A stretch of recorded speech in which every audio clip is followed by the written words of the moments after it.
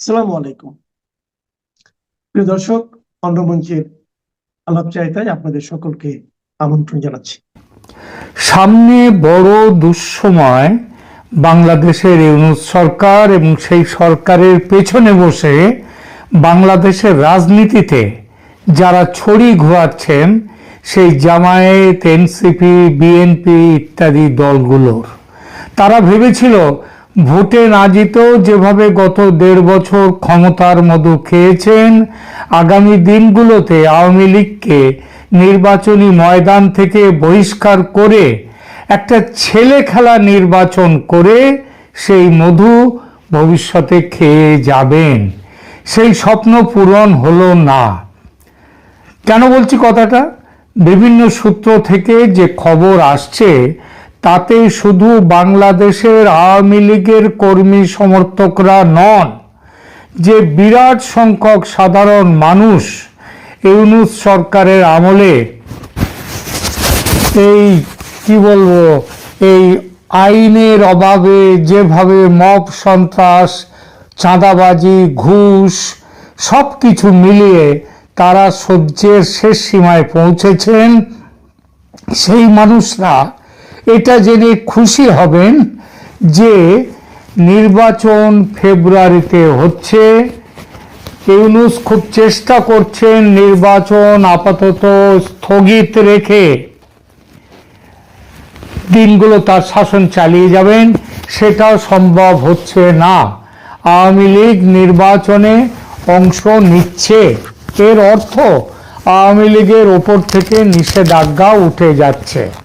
জামাত, NCP, BNP এবং ইউনূস স্বয়ং হাজার চেষ্টা করেও তারা আওয়ামী লীগকে নির্বাচনের বাইরে রাখতে পারবেন না। 3 নম্বর হচ্ছে নির্বাচনের ময়দান যাতে লেভেল প্লেয়িং গ্রাউন্ড থাকে, সেটা দেখবে আন্তর্জাতিক পর্যবেক্ষকরা, এবং সেই দেখাটাও হবে ভারত এবং আমেরিকার যৌথ তদারকিতে। এই বিষয়গুলো স্থির হয়েছে ভারত ও আমেরিকার মধ্যে অনুষ্ঠিত একাধিক জরুরি দ্বিপাক্ষিক বৈঠকে। সুতরাং বাংলাদেশের রাহু মুক্তির জন্য ধন্যবাদ দিতে হবে প্রেসিডেন্ট ডোনাল্ড ট্রাম্প ও প্রধানমন্ত্রী নরেন্দ্র মোদীকে। এই প্রসঙ্গে একটা কথা বলতেই হয়, সেটা হলো গত কয়েক মাস আমেরিকার এবং ট্রাম্প সাহেবের হাবভাব দেখে মনে হচ্ছিল যে এই ট্রাম্প সরকারও বুঝি পূর্ববর্তী বাইডেন সরকারের মতো শেখ হাসিনার শত্রু ও মোহাম্মদ ইউনূসের বন্ধু হয়ে বাংলাদেশকে আরো বড় সর্বনাশের দিকে নিয়ে যাবেন। সেটা হলো না। যার শেষ ভালো তার সব ভালো। সুতরাং গত কয়েক মাসের সন্দেহ, অবিশ্বাস, দুঃখ, বেদনা ভুলে, রাগ, এসবগুলো ভুলে এগোনো যাক সামনের দিকে। কিভাবে এই সিদ্ধান্ত হলো যে বাংলাদেশে কিভাবে নির্বাচন হবে, সে সিদ্ধান্ত ঢাকায় হবে না, হবে দিল্লি আর ওয়াশিংটনে। মানে বাংলাদেশের নির্বাচন কবে হবে, কিভাবে হবে, কে থাকবে সেই নির্বাচনে, কে থাকবে না, এবং আরো স্পষ্ট করে বলতে গেলে কে জিতবে সেই নির্বাচনে এবং কে হারবে এটা ঠিক করবে ভারত আর আমেরিকা। হ্যাঁ, দেশের মানুষের তাদের সিদ্ধান্ত তো অবশ্যই, কিন্তু ওই যে বললাম লেভেল প্লেয়িং ফিল্ড, সেটা এই মুহূর্তে তো সম্ভব নয় ইউনূসের আমলে। সুতরাং সেটাও ঠিক করবে এই দুই শক্তি। এবার আসুন কিভাবে ও কেন এই সিদ্ধান্তে পৌঁছলো দুই দেশ, সেই প্রসঙ্গটিতে। প্রথমত, ভূ রাজনৈতিক প্রেক্ষাপটে বাংলাদেশের গুরুত্ব দেখা যাক। বাংলাদেশের নির্বাচন প্রক্রিয়া কেন আন্তর্জাতিক মনোযোগের কেন্দ্রবিন্দুতে আছে, তার মূল কারণটি হলো এর কৌশলগত ভৌগোলিক অবস্থান। ইন্দো প্যাসিফিক কৌশল, এটা হচ্ছে ওয়াশিংটনের যে প্রাথমিকতা, সেটা হলো চীনকে মোকাবিলা করা এবং মুক্ত উন্মুক্ত ইন্দো প্যাসিফিক অঞ্চল নিশ্চিত করার মার্কিন কৌশলগত লক্ষ্যের জন্য বাংলাদেশ গুরুত্বপূর্ণ। এখানে স্থিতিশীলতা ও গণতান্ত্রিক মূল্যবোধের প্রতিষ্ঠা ওয়াশিংটনের জন্য যেমন গুরুত্বপূর্ণ, যেমনটা তারা একাধিকবার অবাধ, সুষ্ঠু ও শান্তিপূর্ণ নির্বাচনের উপর জোর দিয়ে ইতিমধ্যে প্রকাশ করেছে বহুবার। দুর্বল গণতান্ত্রিক কাঠামো চীনা প্রভাবকে আকর্ষণ করে, ওই টাকা পয়সা দেবে, লোন দেবে ইত্যাদি কর্ম, সেইটা অলরেডি ইউনূস সরকার শুরু করে দিয়েছেন চীনের সাথে। ওই বা ঠাকুরগাঁওয়ের ওখানে, লালমনিরহাটে ওখানে নাকি শুনছি হাজার শয্যার ওখানে হাসপাতাল তৈরি হবে। ওই গ্রামের মধ্যে যেখানে এমনিতেই জনসংখ্যা কম, সেখানে এই যে হাসপাতাল তৈরি করা মানে হচ্ছে অন্য কিছুই না, সেখানে ভারতের চিকেন নেকের কাছাকাছি থাকা চীনা প্রভাব। সুতরাং এটা ভারতের স্বার্থের প্রতি পরিপন্থী। আবার চীনা প্রভাব এভাবে বেড়ে যাওয়াটা মার্কিন স্বার্থেরও পরিপন্থী। আঞ্চলিক নিরাপত্তা ও দিল্লির কাছে চীন ফ্যাক্টরটা দেখা যাক। ভারতের কাছে বাংলাদেশ কেবল প্রতিবেশী নয়, এটি তাদের আঞ্চলিক নিরাপত্তা ও অর্থনৈতিক স্থিতিশীলতার জন্য অপরিহার্য। চীনা প্রভাব যাতে বাংলাদেশের অভ্যন্তরে অতিরিক্ত শক্তিশালী হতে না পারে, সেজন্য ভারত একটি বন্ধুত্বপূর্ণ সরকারকে ক্ষমতায় দেখতে চায়। অতীতের অভিজ্ঞতা অনুযায়ী ভারত বাংলাদেশের অভ্যন্তরীণ রাজনীতি ও নিরাপত্তা বাহিনীতে গভীর মনোযোগ ও প্রভাব বজায় রেখেছে। উন্নয়ন এবং বিনিয়োগ। বাংলাদেশ বিশ্বের অন্যতম দ্রুত বর্ধনশীল অর্থনীতি এবং পোশাক শিল্পের অন্যতম বড় কেন্দ্র।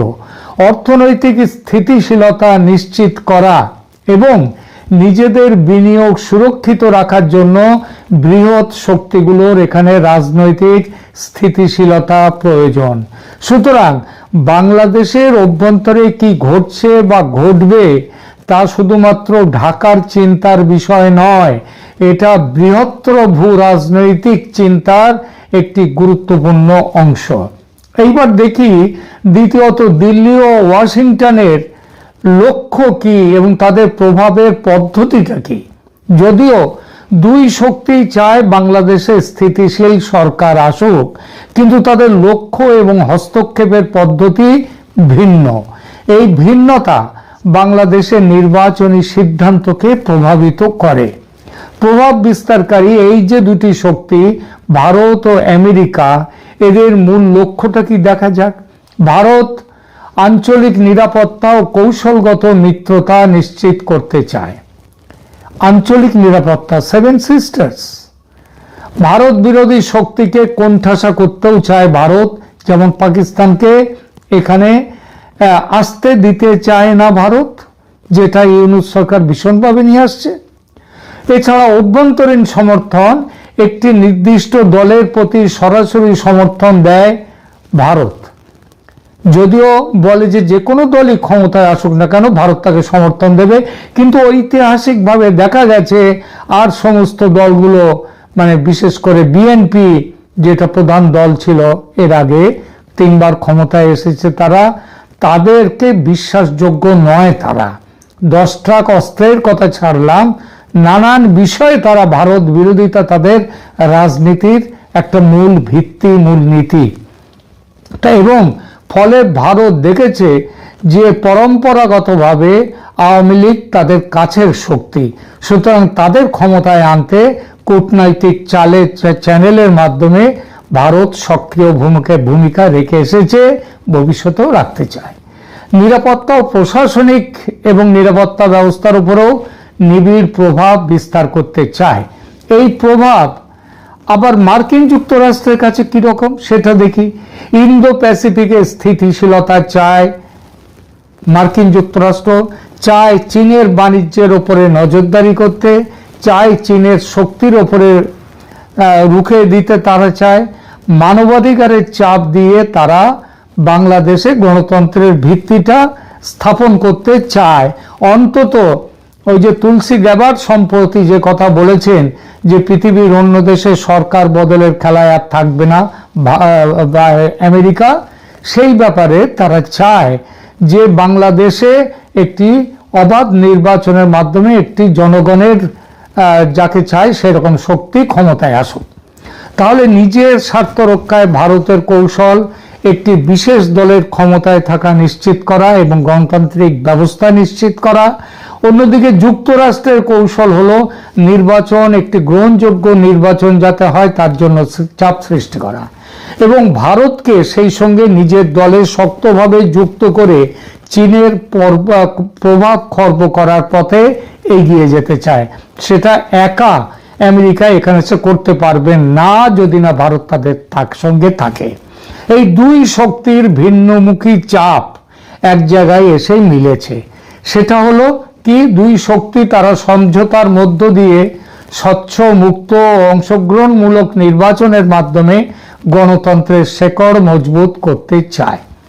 জঙ্গিবাদের পৃষ্ঠপোষক ইউনূস সরকারকে আর বাড়তে দিলে শুধু যে বাংলাদেশের শান্তি চলে যাবে তাই নয়, ভুগতে হবে এই উপমহাদেশকে, এমনকি বিশ্বের বিরাট একটি অঞ্চলকে।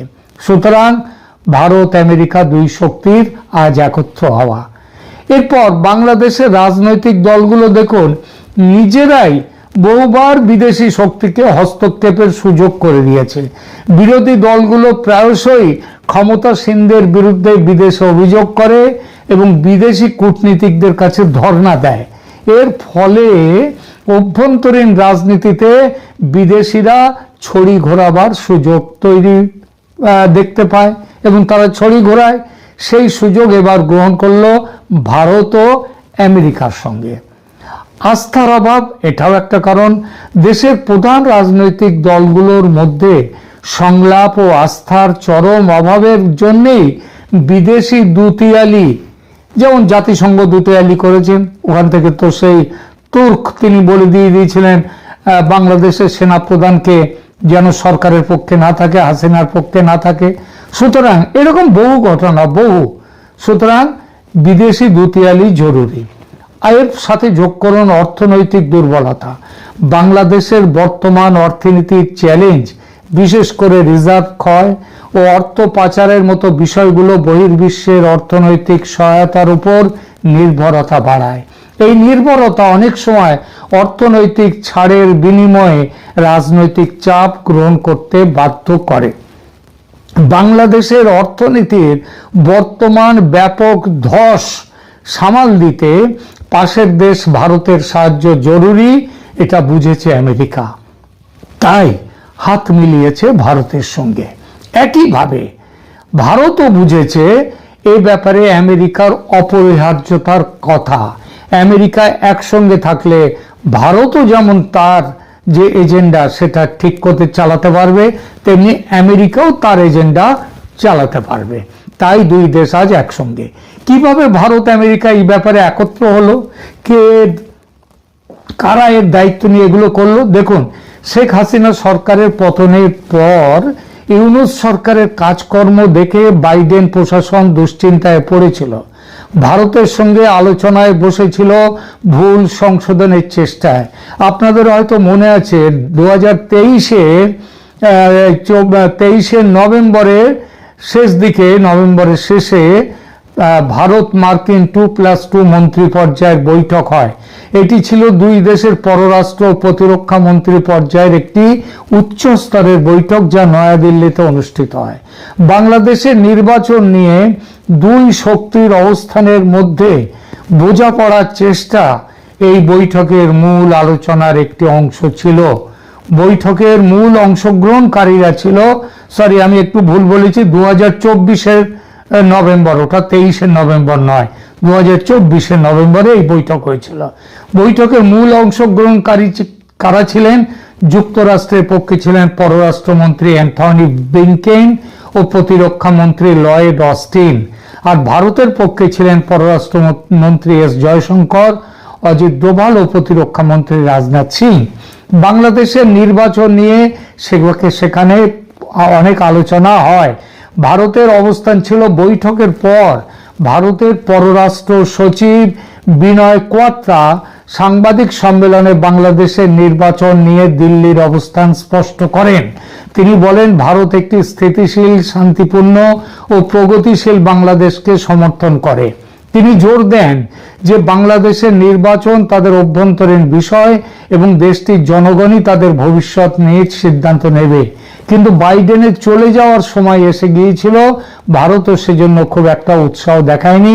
উৎসাহ দেখানোর সময় তখন ছিল না, কোনো ফল হয়নি। তাই এরপর ভারতে নিযুক্ত মার্কিন রাষ্ট্রদূত জানুয়ারি 2025-এ একটি সাক্ষাৎকারে মার্কিন রাষ্ট্রদূত এরিক গারসেটি বাংলাদেশের নির্বাচন নিয়ে মন্তব্য করেন।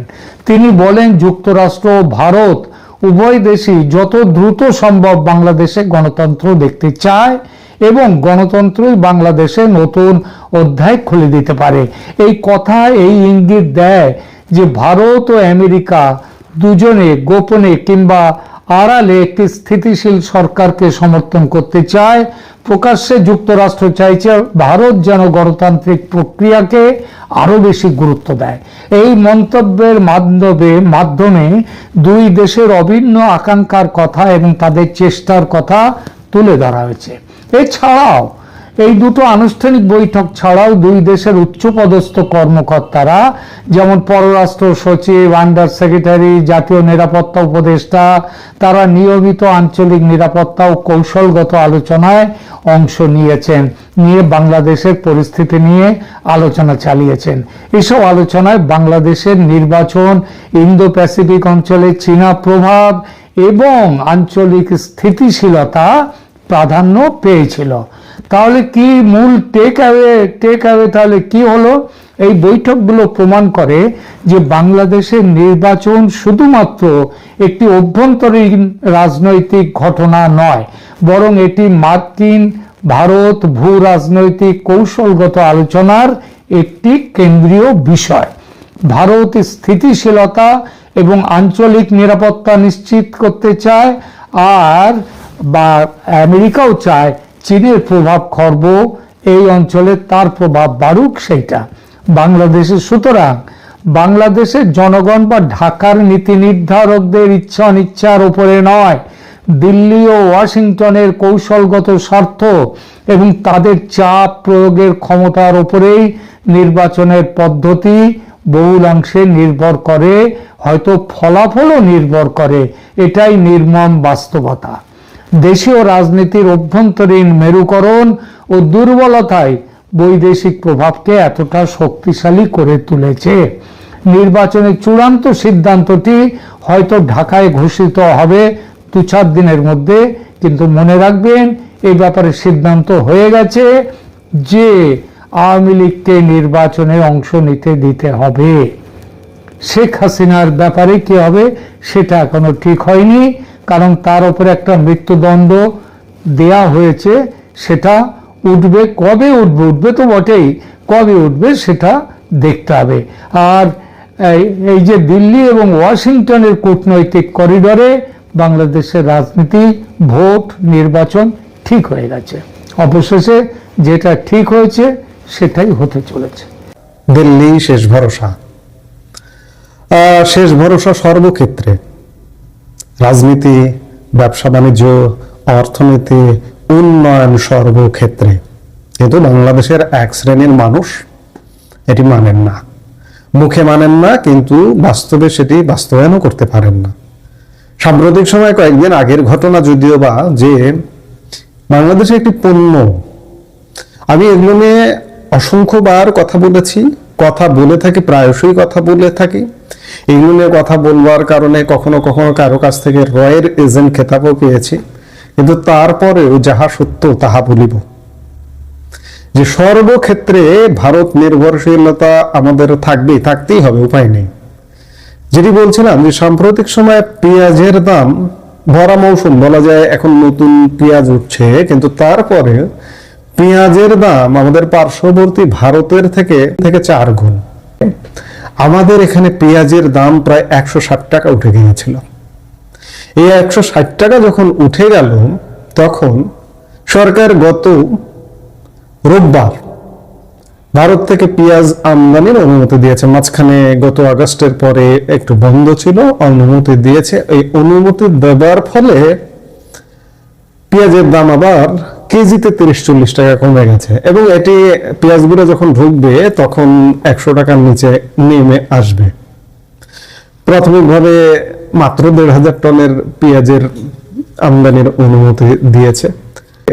বাংলাদেশের একটা সরকারি দপ্তর, বাংলাদেশ বাণিজ্য ও শুল্ক কমিশন বিটিটিসি, পেঁয়াজের আমদানির ক্ষেত্রে ভারতের উপর নির্ভরশীলতা কমানোর তাগিদ দিয়েছিল।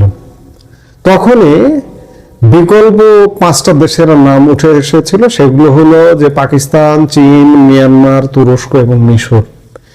মিয়ানমার থেকে, পাকিস্তান থেকে, মিশর থেকে মাঝে মাঝে খুব সামান্য কিছু পেঁয়াজ আসার কথা শোনা যায়, কিন্তু সেগুলো আসলে বাংলাদেশের বাজারে হয় না, বাংলাদেশের বাজার চলনসই নয়, এবং আমদানিটাও খুব সামান্য হয়। আমাদের বাৎসরিক পেঁয়াজের চাহিদা প্রায় 25 থেকে 30 লক্ষ মেট্রিক টন, উৎপাদন কিন্তু আরো বেশি হয়, আরো কিন্তু তার মধ্যে কিছু বীজের জন্য রাখতে হয়, কিছু নষ্ট হয়, যার দরুন প্রায় 6 থেকে 7 লক্ষ মেট্রিক টন পেঁয়াজের ঘাটতি থাকে। এই ঘাটতিটার বেশিরভাগই আমদানি করতে হয়, এবং প্রধান আমদানি গন্তব্য আসলে ভারত। ভারত থেকে যখনই পেঁয়াজের আমদানি হয় না, তখনই আমাদের দেশে পেঁয়াজের দাম বেড়ে যায়। এবার মাত্র বিশাল চাহিদার বিপরীতে 1,500 টন প্রাথমিকভাবে, এই 1,500 টনের খবরেই বাংলাদেশের বাজারে পেঁয়াজের দাম কমতে শুরু করেছে। এই কথাগুলো এই জন্যই বলছি যে এই সাম্প্রতিক সময়ে দিল্লি না ঢাকা, ঢাকা না দিল্লি, বহু খুব জোরালো একটা স্লোগান আছে, দিল্লি না ঢাকা। কেন যেভাবেই বলুন না কেন, যত নেতিবাচক ভাবেই বলুন না কেন, আপনি দিল্লি ছাড়া, তোমার ভারত ছাড়া আপনি বাংলাদেশ যদি চলতে চান, আপনি চলতে পারবেন না। এটা হচ্ছে দিনের আলোর মতো সত্য। অন্ধকারের কথা তো বলা যায় না, অন্ধকারের পেছনে কি আছে। দিনের আলোটা আপনি আপনার যতদূর দৃষ্টি যায় আপনি দেখতে পারেন। এই দেখতে পারার মতো স্বচ্ছ সত্য যে ভারত ছাড়া আপনি প্রতিটা ক্ষেত্রে অচল। এটি আরেকবার প্রমাণিত হলো। কেন? আপনি সাম্প্রতিক সময় আপনার পাকিস্তানের সঙ্গে তো রমরমা সম্পর্ক, চীনের সঙ্গে তো রমরমা সম্পর্ক। কই চীন বা পাকিস্তান থেকে পেঁয়াজ আমদানি করতে পারলেন না বা করলেন না কেন? মিয়ানমার থেকে করলেন না, তুরস্ক থেকে করলেন না, মিশর থেকে করলেন না, ভারত থেকে কেন? এটাই বাস্তবতা। ভারতই শেষ কথা, দিল্লি শেষ কথা, এই সত্যটা মানতে হবে। ভারত দিল্লির বিরোধিতা করে আপনার জীবন জীবিকা, খাবার, খাদ্য, অর্থনীতি, ব্যবসা বাণিজ্য কোনো কিছুই স্বাভাবিকভাবে চলবে না, এটা মানতে হবে। এমনকি রাজনীতি পর্যন্ত। আপনি ভারত বিরোধিতা করে নির্বাচন করবেন, নির্বাচন করে ক্ষমতায় যাবেন, এটি মনে হয় অসম্ভব। এই যে সাম্প্রতিক সময়েও ভারত বলছে বাংলাদেশের, তারা বারবার বলছে যে আমরা বাংলাদেশের ভালো চাই, বাংলাদেশের সাথে সংঘর্ষে জড়াতে চাই না, বাংলাদেশের গণতন্ত্রের পথে বাংলাদেশ ফিরে আসুক, বাংলাদেশে অবাধ নিরপেক্ষ একটা গ্রহণযোগ্য নির্বাচন হোক, বারবার বলছে। তাদের সব পর্যায়ের কর্মকর্তা, এমনকি পররাষ্ট্র মন্ত্রণালয়ের মুখপাত্র রণধীর জয়সওয়ালকে ধরে নেই যে আমরা সর্বনিম্ন পর্যায়ের, সর্বোচ্চ পর্যায়ে প্রধানমন্ত্রী নরেন্দ্র মোদী।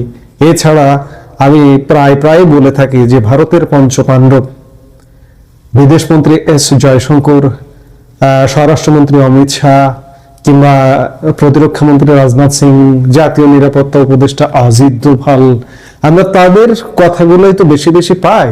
তাদের প্রত্যেকের, এমনকি বিদেশ সচিব বিক্রম মিশ্র একাধিকবার বলেছেন যে বাংলাদেশে একটি অন্তর্ভুক্তমূলক নির্বাচন হতে হবে, এবং সেই নির্বাচনটা সারা পৃথিবীতে গ্রহণযোগ্য নির্বাচন হতে হবে, তাহলে ভারত সেটাকে স্বীকৃতি দেবে। আমি পেঁয়াজ থেকে রাজনীতি পর্যন্ত চলে গিয়েছি, কিন্তু এগুলোর কারণটা হচ্ছে যে আসলে দিল্লি শেষ কথা। দিল্লির বাইরে আমি যতই বলি যে আমি একটা স্বাধীন দেশ, অবশ্যই স্বাধীন দেশ, আমার স্বাধীনতায় তো হস্তক্ষেপ করেনি কখনো পর্যন্ত। বাংলাদেশে নানা রকম বয়ান নির্মাণ করা হয় এই বয়ান নির্মাণ করা হয়, ভারতীয় পণ্যের বিরোধিতা করা হয়, ভারত বিরোধিতা করা হয়, আবার ভারতীয় পেঁয়াজ না হলে আপনার পেঁয়াজের দাম বেড়ে যায়, ভারতীয় মরিচ না হলে মরিচের দাম বেড়ে যায়, ভারতীয় আলু না এলে আপনার আলুর দাম বেড়ে যায়। আপনি সেই দেশের নাগরিক, আপনি সমানে ভারত বিরোধিতা করেন, তাহলে কি হয়? ভারতের চিকিৎসা ছাড়া আপনার জীবন চলে না। বারবার বলছি, আগে বলেছি, এখন বলছি, ভবিষ্যতেও বলবো যে বাংলাদেশের জন্য সর্বক্ষেত্রে দিল্লি শেষ ভরসা, এছাড়া উপায় নেই। আপাতত পেঁয়াজ খান, 160 টাকায় গেছে, 100 টাকার নিচে আসুক, তারপরে একটু চিন্তা করেন যে ভারত ছাড়া বাংলাদেশ যে কতটা অচল, এবং ভারত এটা যে কোনো মুহূর্তে দেখিয়ে দিতে পারে। বাংলাদেশের উপর অবরোধ আরোপ করে হাড়ে হাড়ে টের পাইয়ে দিতে পারে। ম্যাক্সিমাম 3 মাসের জন্য যদি একটা অবরোধ আরোপ করে যে সকল প্রকার সম্পর্ক বাংলাদেশের সাথে নিষিদ্ধ, বন্ধ, তাহলে বাঙ্গুরা যদি একটু অনুভব করতে পারে যে ভারত কতটা প্রয়োজনীয় বাংলাদেশের জন্য। যাই হোক, আলাপটা শেষ করতে চাই, সব কথার শেষ কথা বলতে চাই যে দিল্লি হচ্ছে শেষ ভরসা বাংলাদেশের জন্য। এই মুহূর্তে এ পর্যন্তই। সবাই ভালো থাকুন, সুস্থ থাকুন।